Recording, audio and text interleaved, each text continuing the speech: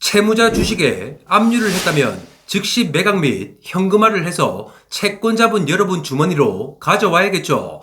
그럼 지금부터 그 모든 절차를 오늘 이 영상 단 하나로 시원하게 해결해 드리겠습니다.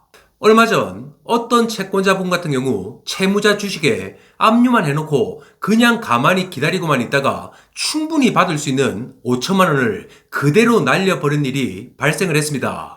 오늘 제가 말씀드리는 내용을 단 하나라도 놓치시면 채무자 주식의 압류는 완전히 물거품으로 끝나게 될 것입니다.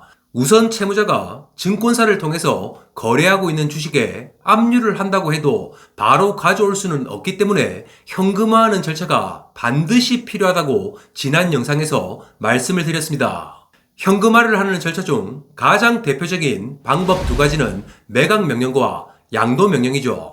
하지만 다른 채권자의 압류 경합 등의 변수나 또 복잡한 절차가 없이 신속하게 처리를 하는 방법은 단연코 매각 명령 절차일 것입니다. 그에 따라 매각 신청을 하는 절차까지 지난 영상을 통해서 알려드렸으니까 혹시 모르시는 분들은 지난 영상을 참고하시길 바랍니다.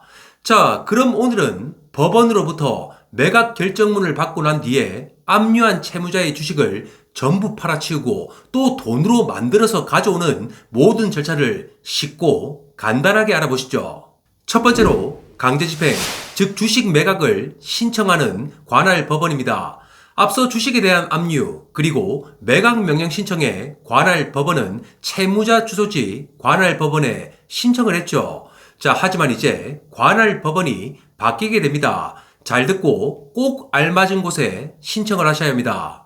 주식에 대한 매각 절차를 진행하고 또 보조하는 관할 법원은 제3채무자, 즉 증권사 본점 소재지 관할 법원 집행관 사무소입니다. 그렇기 때문에 채권자분들은 매각 명령 결정문을 가지고 집행관 사무소에 가서 신청을 하셔야겠죠. 그럼 두 번째로 매각 신청서를 작성하는 절차와 방법을 알아보시죠. 지금 화면에 보이는 것처럼 인터넷 검색창에 법원 경매 정보라고 검색을 해서 해당 사이트로 들어가 보십시오. 그럼 상단에 경매 지식이란 메뉴가 있고 그 밑에는 경매 서식이란 폴더가 있죠. 자, 거기를 클릭하시면 부동산과 동산에 대한 법원에 신청하는 모든 집행 및 경매 서식이 다 있습니다. 그럼 우리가 집행 및 매각을 해야 될 대상은 주식, 즉 동산이기 때문에 동산이란 메뉴를 선택하시면 되겠죠. 그리고 3번 서식에 강제 집행 신청서가 있습니다. 그 신청서를 다운받고 출력을 해서 이제 신청서를 작성하시면 끝입니다. 신청서 작성은 아주 간단하기 때문에 따로 설명을 드리지 않겠지만 정말 중요하게 체크를 하고 또 기재해야 될 사항이 딱 하나 있습니다. 신청서 중간에 보시면 집행의 목적물 및 집행 방법 칸이 보이시죠? 거기에는 동산과 압류, 또 자동차 인도 등 수많은 집행 목적물이 있지만 주식 매각에 대해서는 체크할 곳이 없을 겁니다. 그만큼 주식 압류 및 매각을 신청하는 사람들이 많이 없다 보니까 법원에서 양식을 따로 준비해 놓지 못하고 있는 거죠. 하지만 신청서에 보이는 기타 항목 괄호 안에 전자등록 주식 매각이라고 간단하게 기재를 해서 제출을 하시면 아무런 문제가 없이 신청이 가능합니다. 자, 그리고 신청서와 함께 구비해서 제출해야 될 서류는 판결문 등의 집행권원, 매각 명령 결정문, 송달 증명원, 제3채무자, 법인 등기부등본 등을 같이 준비해서 신청서와 함께 제출하시면 되겠죠. 신청을 하는 방법은 관할법원 집행관 사무소에 직접 방문을 해서 하실 수도 있고 또는 우편 접수도 가능하기 때문에 편한 수단을 사용하시면 됩니다. 이렇게 천천히 알아보니까 별로 어려운 것이 없으시죠? 혹시 조금이라도 어려운 부분이 있거나 법적 절차에 대한 궁금한 사항이 있으시면 돈도 대표전화 1599-2590으로 연락을 주십시오. 언제든지 저희 돈도 모든 직원들이 무료로 상담을 하고 또 도움을 드릴 수 있도록 하겠습니다. 세 번째는 채권자분들이 가장 궁금해하시고 또 중요하게 생각하는 주식 매각 절차 비용을 알아보시죠. 우선 신청을 할 때의 접수 비용은 전국 법원마다 조금씩은 다르지만 통상적으로 20만원에서 30만원 정도의 신청 비용이 들어갑니다. 참고로 비상장 주식 같은 경우 매출 현황이나 영업이익 또 수많은 회계 장부 등을 보고 주가를 판단해야 되기 때문에 전문 감정평가사의 감정이 필요하겠죠. 그래서 비상장 주식 같은 경우 작게는 500만원, 많게는 1,500만원 이상의 감정료가 발생하는 경우가 실제로 있습니다.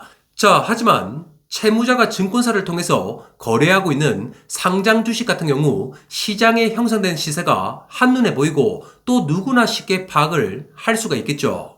때론 한 번씩 법원에 따라 감정을 요구하기도 하지만 감정료가 발생을 한다고 하더라도 1, 20만원 정도가 나오는 것이 보통입니다. 그리고 마지막으로 매각이 끝나면 매각 수수료가 발생을 하겠죠. 만약 예를 들어 매각 대금 1억 원을 기준으로 한다면 100만 원에서 130만 원 정도의 매각 수수료가 발생을 한다는 것을 참고하시길 바랍니다. 네 번째로 압류된 주식을 매각을 하는 방법과 절차입니다. 민사집행규칙 제182조 7 제1항에 따라 집행관은 압류된 주식에 대해서 제3채무자인 증권사의 시장 가격이나 그 밖의 적정한 가액으로 매각할 것을 명하게 됩니다.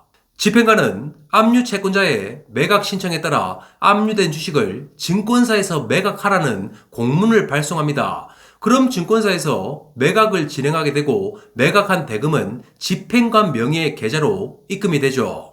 그리고 집행관님은 그 매각된 돈에 대해서 관할법원 공탁계에 공탁을 한 뒤 마지막으로 공탁 사유서를 작성하게 됩니다.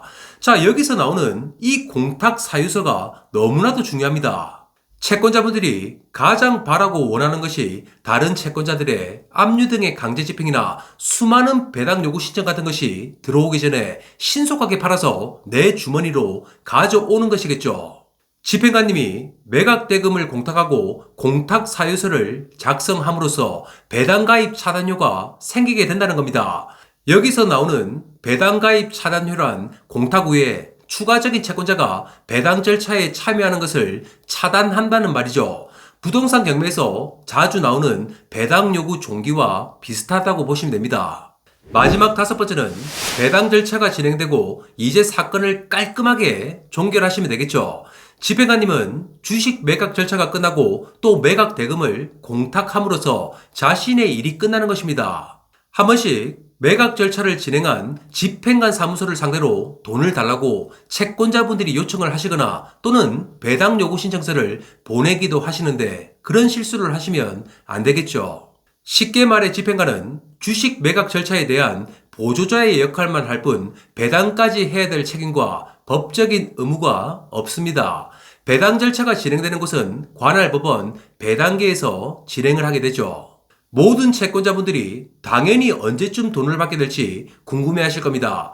그런 상황에 대해서 알고 싶을 때는 주식에 대한 매각 명령 결정을 해준 담당 재판부에 연락을 하십시오. 그럼 친절하게 설명을 해주고 또 배당 절차에 관한 사건 번호도 알려주실 겁니다. 자, 그렇게 배당 절차에 대한 사건 번호를 받게 되면 인터넷을 통해 대법원 나의 사건 검색에서 모든 조회를 하실 수가 있다는 거죠. 지금 화면에 보이는 것처럼 본인의 사건 번호를 치고 검색을 해보면 관련 일정과 송달 내역 등 진행사항을 한눈으로 확인하실 수가 있습니다. 참고로 공탁을 한 후에 채권자 여러분들의 통장으로 돈이 들어오는 배당 절차까지는 관할법원의 업무량과 처리 속도에 따라 조금씩은 다르겠지만 통상 2개월에서 3개월 정도의 시간이 소요된다고 보시면 됩니다. 자, 여기서 추신 꿀팁을 하나 더 드리자면 채무자 주식에 압류를 한 직후에 채무자에게서 연락이 오는 경우가 대부분이죠. 자, 하지만 섣불리 합의를 하거나 집행 치하를 절대 해주면 안 된다는 것입니다. 그럴 때는 무조건 제3채무자의 진술채고서까지 열람을 해서 관련 종목과 수량 또 그 종목에 대한 향후 주가의 방향성까지도 가늠을 해보고 합의를 하는 것이 필요합니다. 주식은 은행 계좌에 있는 돈처럼 액면가로만 생각을 하시면 안 된다는 거죠. 채무자가 그 종목에 주식을 매수할 때는 많은 분석을 해서 매수를 했을 것이고 또 어떨 때는 물타기도 하면서 향후 꿈과 애착을 가지고 가는 경우가 대부분입니다. 주식에 대한 그런 특성과 채무자의 마음을 10분 활용한다면 채무자를 상대로 멋진 협상과 합의로 여러분의 돈을 받아낼 수가 있을 것입니다. 자, 지금까지 알려드린 상장 주식 압류 말고도 비상장 주식, 코인 압류, 또 출자 증권 압류 및 매각 등 이 세상에 있는 모든 채권 회수의 절차와 방법을 돈도 방송을 통하여 앞으로도 여러분들께 알려드리겠습니다. 오늘 방송도 도움이 되셨다면 구독과 좋아요를 부탁드리겠습니다. 이상 돈을 받게 도와주는 돈도의 이성훈이었습니다. 감사합니다.